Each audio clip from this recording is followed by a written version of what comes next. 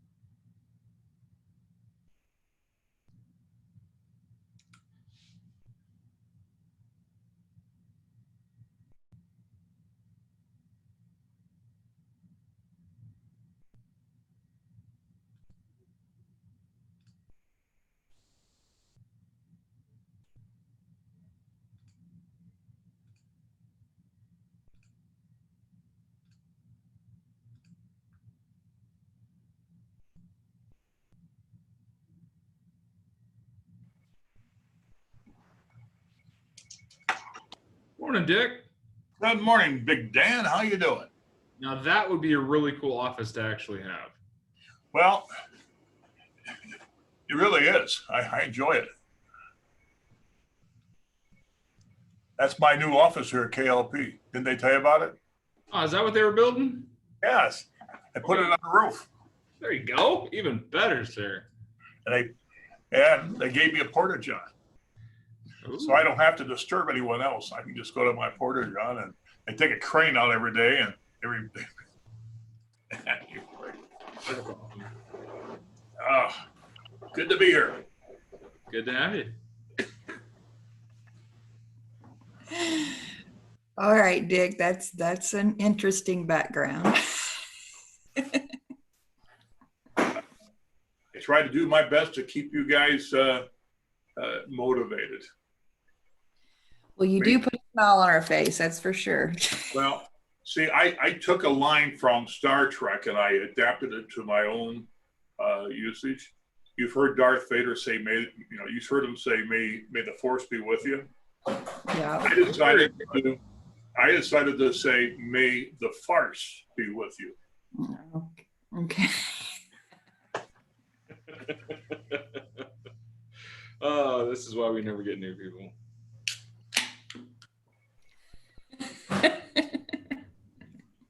I like your clock, Teresa. Oh, thanks. I've had that for a long time. It's a replica of a it's antique. It's not a antique, but I am an antique. So I recognize another antique, so it looks pretty good. Not you, the clock. Sure. He's trying to backpedal now. Good morning, Miss Mara. Hello. Good morning, Mara. Hey. Good morning, Marla. Hi, Dick. It is so hot in my office. Because you're on the Death Star, Dick.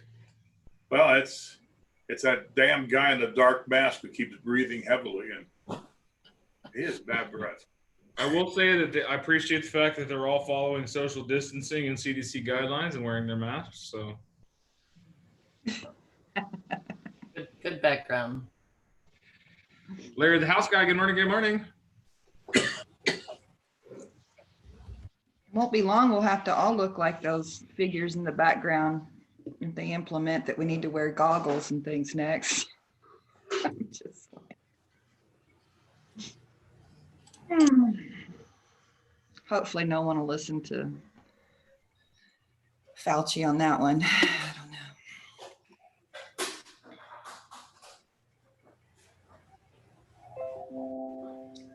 I agree with the mask, but Good morning, Stormy. How are you? Good morning, sir. Go ahead and turn around and say hello, Mr. Wendy, for us. Oh, I will do that. Yes. I can see your office behind you. Yeah. Bring back the old days when you used to rob banks, huh, Stormy? Hey, Dick, I only learn from the best. That'd be you. Well, I taught you well. You're such a sweetheart. You know, them people up in the north in Detroit, I don't know. That's just how they are. Did you know that they named the hubcap after me? Yes. They called it Baby Moon. Yeah, Heather just let me know, Stormy, that you'd be joining this and Ignite. I was like, hell yeah, let's Yeah, do it. Glad to join. What's up, Chris?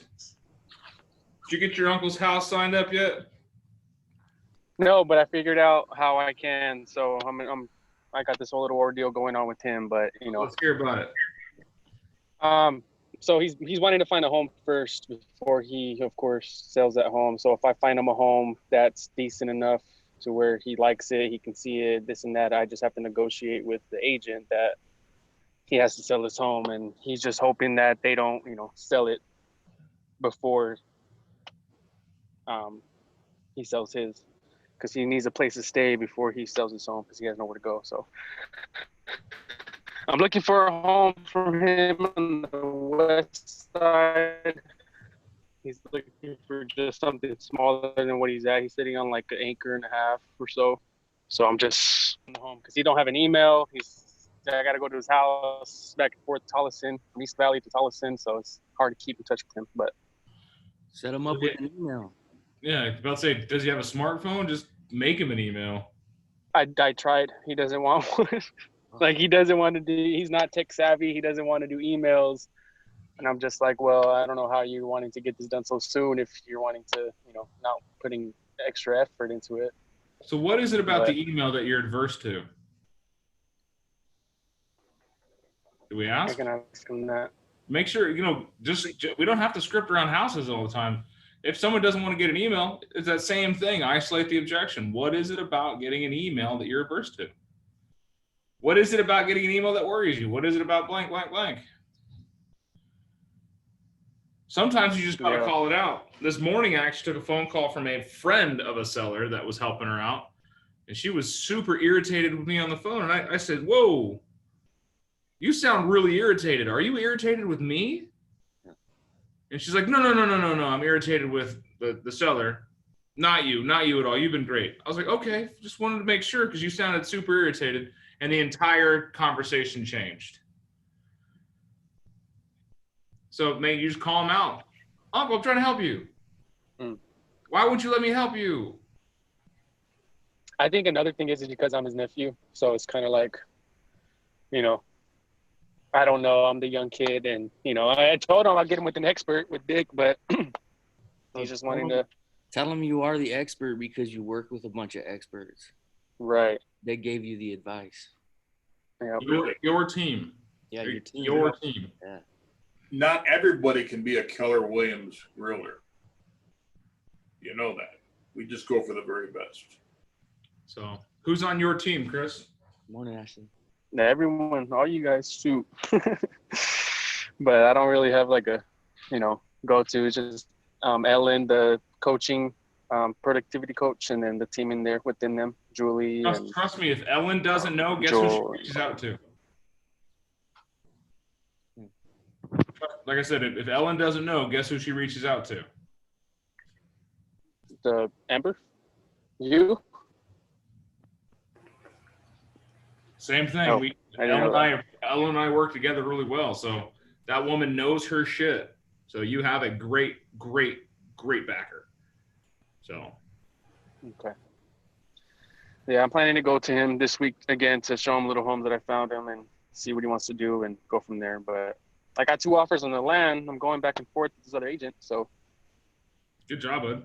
heading in the right direction. I like it. Sounds like you are, dude. Keep it up. Anyone else got to win? Thank you. And Stormy put his cell phone number in the chat if you guys want to save it and you ever need anything. Yeah. I don't know what this guy's name was. Chris. He's actually up in our Phoenix market. Oh, right. Okay. Yeah, he's good people. Anyone else got something interesting? Look at Larry.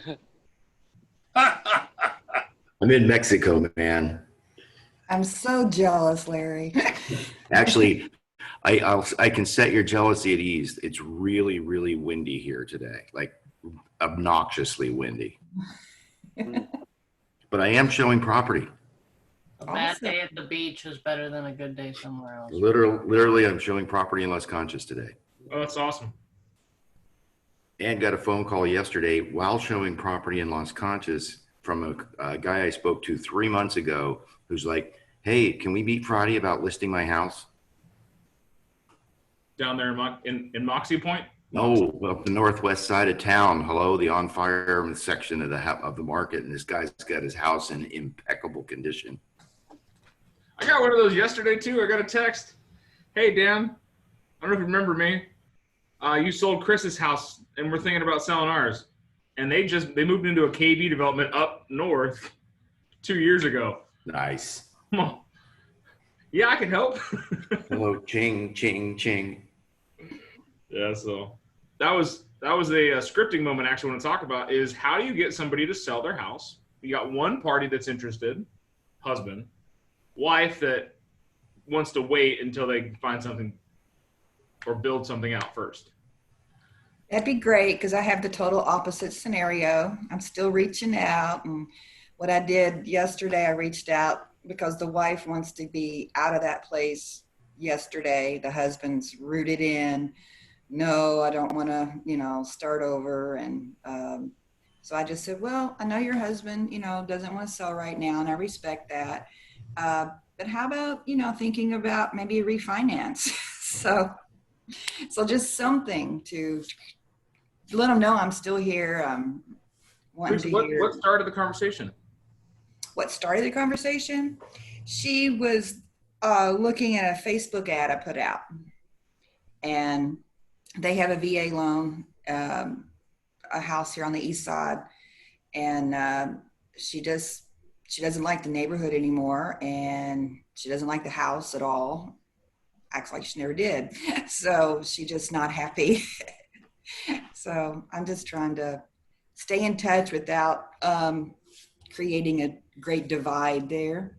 And What kind of questions can you ask to incite some massive emotion around this? oh, she's very emotional. She really wants to get out, and he just don't want to. He don't want to start over. But if I could convince him, possibly, that I could find him something he would like at the same price he's paying, maybe he would be okay with that. What's your thoughts? Well, Teresa, He's all about the money. He's about the money. that's fantastic. What is it about your house now that you don't want to give up? Well, he actually don't care about the house either. He's all Yeah, about the money. We're going to separate the house and the money. Okay. All right. If I'm the guy, all right. I don't care about the house. I just don't want to start over.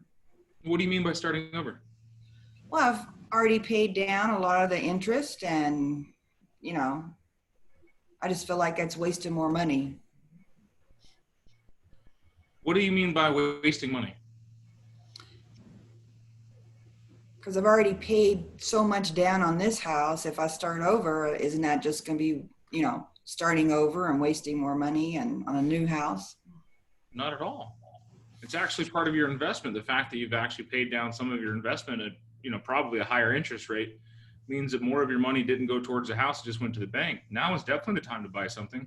With the interest rates being so aggressive, more of your money pays off your asset, and you're in a much better financial position. Plus, you can find a house that you and your wife love in a better part of town. Who benefits from that, Teresa? I love it. So, yeah, I love it. You have to separate the objection from whatever's holding it back, because you think it's the house or the money. It's not. It's the guy's misconception that he's wasting money. Yeah. It's absolutely not a bad investment. Yeah, I've paid it down. I'm just throwing money. Well, actually, you've just created more equity for yourself. And then right now, we can pull out more of that equity than you've ever had and utilize it to reinvest somewhere else in a better neighborhood that's going to have a better appreciation rate. That, coupled with the fact that you're going to be buying it with a much reduced interest rate, more of your investment is paid off with every monthly payment. What's holding you back? You're too damn good. You're awesome. Did I That's ask good. any different question than we've been talking about forever? What's important blank? Yes, you're What do absolutely you right. mean by blank? Yes. Don't tell them what it is. Yes. Yeah. Well, I'm wasting money. No, you're not. Now you just became an adversary. Yeah. Well, I've paid down so much on this house, it'd be like starting over. No, it wouldn't. Now you just became an adversary. Yeah. Okay. Anyone dealt with a little kid? As soon as you give them the answer, like, I know. Yeah. Well, if you knew, then why'd you ask? Yeah. It's the same situation. It's that irritation that they get from you. Mm-hmm. So when you're asking questions like, Teresa, what do you mean by that? I hear you say that you feel like you're wasting money and you're starting over. What makes you feel like that? What do you mean by that? What's important about that? I've And then got to see be how- in that mindset to ask questions. Ask questions. Ask powerful questions. We talk about every day. What kind of powerful question can we incite? And I can figure out almost any motivation with those 3 questions. Mhm. What's important about it? What do you mean like that? And who benefits from it? Okay. We went through that question triangle. What's the most powerful question? The who. When you anchor it, who benefits with you guys moving across town? Who benefits with finding a house that the both of you love? It's not answering the question for them, but what it is, it's lining them out for their answer that would be a positive. Who benefits when your wife is in a house she likes? I was getting with you both love. Yeah. Or you guys can do the dynamic thing. You remember, Teresa, when you were at that altar many, many years ago and you made the promise to love, cherish through sickness and in health, and to do whatever you can possibly do to make them happy? Yeah. What changed? What changed? Yeah, honey, what changed? No, you don't want to do that. No, I would be That's thrown like- out, I'm sure. Yeah, that's just being playful here. But what you need to do is ask the questions. Yeah. Great question, by the way. So So Dan, be the agent for this one, because I don't know. I've asked the question. I feel like I've asked the question, but what the answer is I don't know how to overcome this, because so let me be the client. And my reason for not selling is, okay, so they're an elderly couple. So that is a big thing for them, because they would have to rent first and wait till their children that are in another state decide what they're going to do if they're going to move to another state before they will stop renting and move to where their kids are, because they've already done it once. They moved to Arizona and their kids left. And so they're stuck in Arizona, and now their kids are like, move here. But their kids have not made up their mind where they're going to land. And so they are in a spot where they're like, we're going to have to move, and we're going to have to rent, and then we're going to have to move again. And that isn't something they want to do, because it's just a lot of work to move twice. Yet he knows the market is good. He admits that, yes, he knows he can get good, top dollar for his house. But his wife is very much like, it's overwhelming to have to move twice. So how are you going to convince me that it needs to happen sooner than later? Besides the fact that, yes, he knows he can get top dollar. I've shown him we even agreed on the same number. Like, he told me what the number was he wanted. And I was like, I was totally in the same ballpark, like within $1,000. So the money's not always there. It's not the money, Angela. Mm-mm. I honestly don't see a positive reason for them to sell. If What about- everything is hinging on the kids, it makes no sense for them to sell right now and go rent. Okay. They're going to sell and get top market on their house, right? Equity stake, great money. Yeah. Then they're going to go rent, with rents being as high as they've ever been and inventory as scarce as it's ever been. So they're just going to chip away at their equity pool. And then they're going to buy somewhere else that we don't know. So we have the potential of losing them as a client in that rental phase where you don't get to pick up the referral on the buy side. Gotcha. Okay. The Well, best then I course feel- of action, honestly, right now, like I know you want to sell now, we want to help them in the market now, but you got to be honest with them. Say, Miss Angela, like I completely understand. You and I both agree that the market is as hot as it's ever been, and you've never had as much equity in your house as you do right now.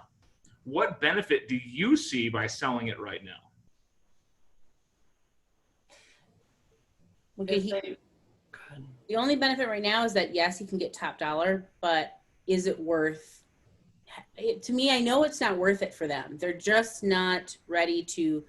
For them, it's more of a physical thing. They can't move twice. They're not even thinking about how much money they're going to throw away for the rental. It's just But that's the thing. Here's you're becoming a real estate consultant comes in. I am not a shark in the water. I do not go after the blood. Someone's bleeding, I don't kill it. I'm a real estate consultant. I'm a professional at what I do. And sometimes it does not make financial sense to do what they want to do. If the ultimate goal is to move where the kids move, and that's a hinging point in the next 1, 2, 3 years, so much can change. But if they make $40,000 on the sale of their house or whatever they're going to net in the next 3 years, they're probably going to spend $40,000 in rent. yeah, that's true. Well, I'll just stay in contact with them. I mean, it's real. I mean, their kids live somewhere now, and the kids want them to move right now. But he's like, I don't trust them. I don't trust them because his daughter is actually looking for other jobs. So he's like, I don't trust that they'll move out of that state. So they won't do anything. Yeah. So your motivation isn't anchored to money at all. It's not to selling the house at all. Your motivation is anchored to being close to family. Yeah. That is a huge motivator. The problem is he knows by track record that they don't stay still very long. No. And they're young, so they don't mind moving all over the place, but they're, So tell them, where are the potential places that your kids are going to move to? I think they told me the state, but I forgot right now. If you have an elderly client, I gotta mention Caring Transitions. If you guys haven't used them, they'll come in and pack everything up for them. If they're moving somewhere else, they'll set them up there, and it is a really good resource. He mentioned that too. He has, he goes, I'm not moving nothing. I have people that can do all that stuff. So that wasn't luckily that wasn't what I told him. I'll help you. I'll help you pack. Yeah, They're it's just the the nicest emotional people. strength of it, the emotional strain of moving. And we've been through it. We've all moved. Yeah. Oh, good. At least I know I did everything. I just had my meeting with them, and I've kept in contact with them because they're in the neighborhood where I do a lot of open houses. So sometimes I just call them up and be like, hey, are you nosy? You want to come over and look at the house? And they'll come over and just check out the house I'm at. And Good. stuff. Keep top of mind. Ask this question, Angela. You said that your kids are thinking about moving to Idaho. Do you think that you would like to live in Idaho better than you'd like to live in Arizona? Sure. Yes or no question, I know, but it creates a conversation. Yeah. And if they say yes or no, then you follow it up with, what makes you say that? That's true. Because I think there's grandkids. He mentioned grandkids. I'm saying is what you could do then is we can separate the motivation from being near his kids to being somewhere that's closer to them, still gives him the better chance of, or better quality of life. True. And I think the more I communicate with them on and off throughout the weeks, he'll probably get more information as far as what his daughter's decision is. I mean, maybe she will decide to stay wherever they're at. And if that's the case, then, they can move forward. I think they're preparing though.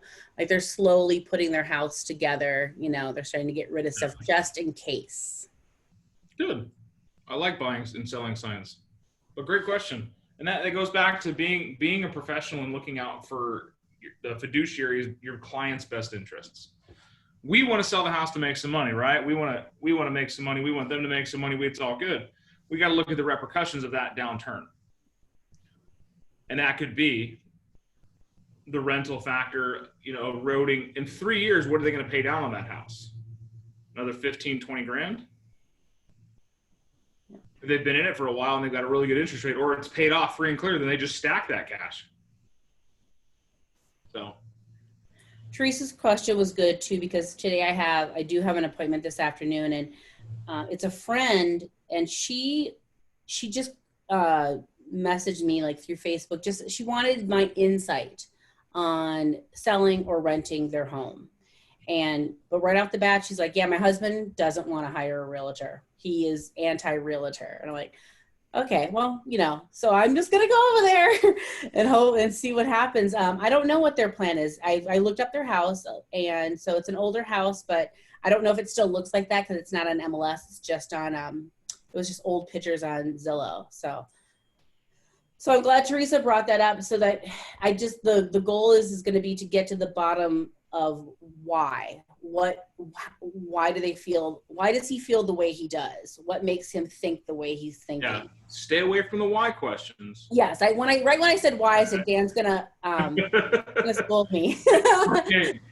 Not scold me, just help him correct the behavior, because we want to get to the bottom.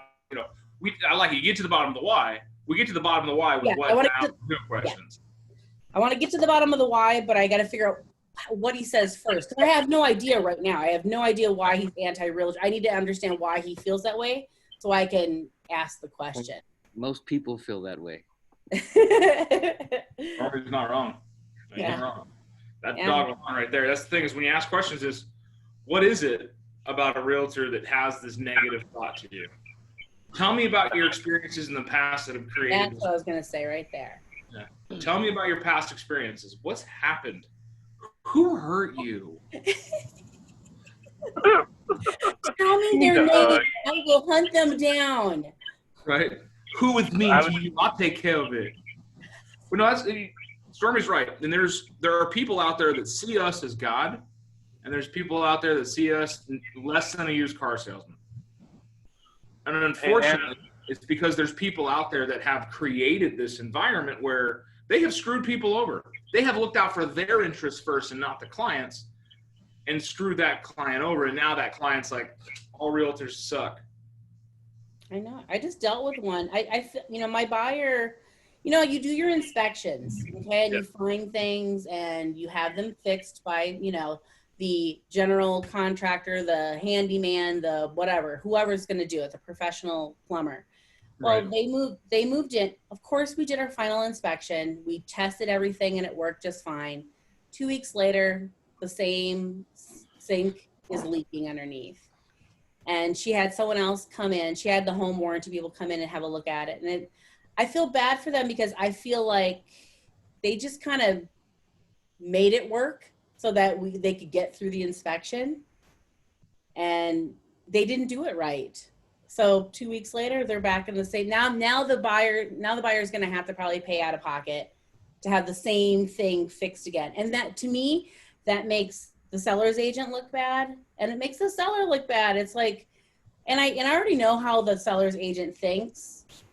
He's like, they signed the final walkthrough. They said everything was fine. Sorry, there ain't nothing we can do for you. And that's just, I know how he is. So it wouldn't even matter if I mentioned it to him.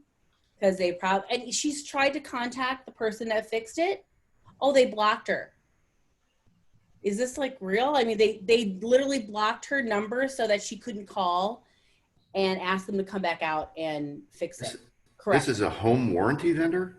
No, the people that the seller hired whoever to fix the problem. Well, it just broke 2 weeks later because they didn't do it correctly. Okay, so use a different phone. Where's the home warranty? Yeah, use a different phone, but obviously they don't want to deal with her. And so she's just going to go through the home warranty and she's going to fight the home warranty now because they don't want to fix it either. Because they're like, I don't know. I don't know what that's all about. Like, what's the point of it? Oh gosh, I can't remember. American something. American Home Shield.